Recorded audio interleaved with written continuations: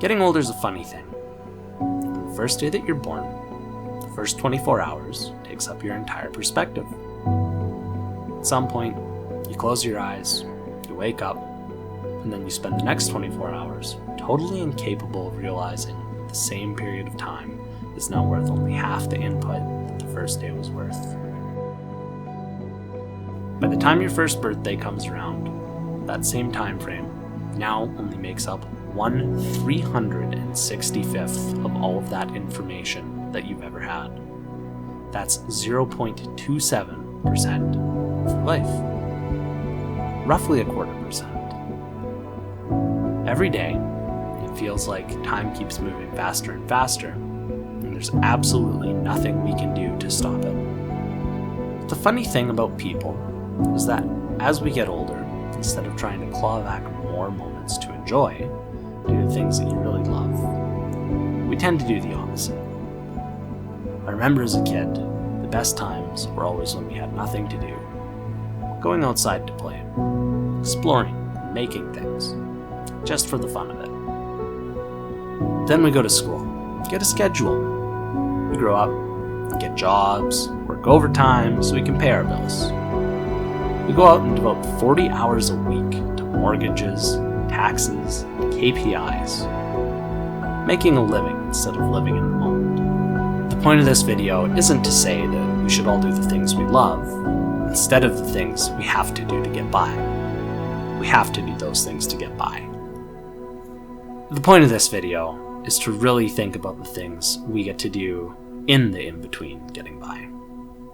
And thinking about the value of carving out more of that in-between when you can.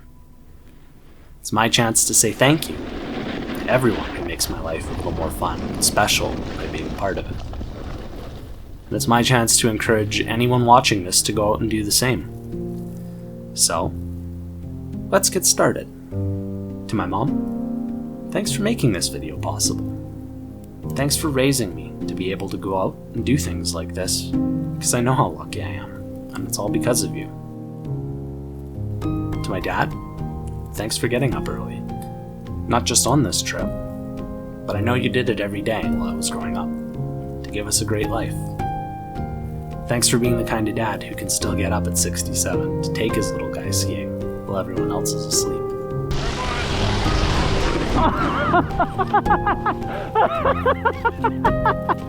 Oh, wow. Hey, it was a good attempt.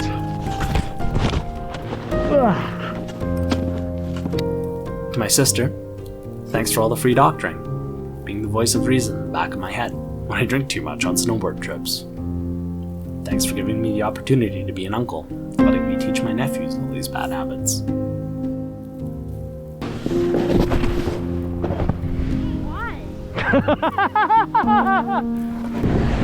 Okay, sometimes you gotta try and do a 180 even if you're gonna make a fool of yourself. Nailed it. To my nephews, thanks for bringing me back to the days when time didn't matter. Because you haven't had to trade it for money. Thanks for being pure and honest in your joy for life. Grow up soon, so you can come out on these adventures with me. But not too soon. To my wife, thanks for coming into my family. Thanks for accepting me, by proxy all of my people. You make my tribe better by being a part of it. Thanks for jumping out of your comfort zone, being brave, even if it's tough. I didn't make it very far, did I? It's okay. You get knocked down, you get back up again. 180 time.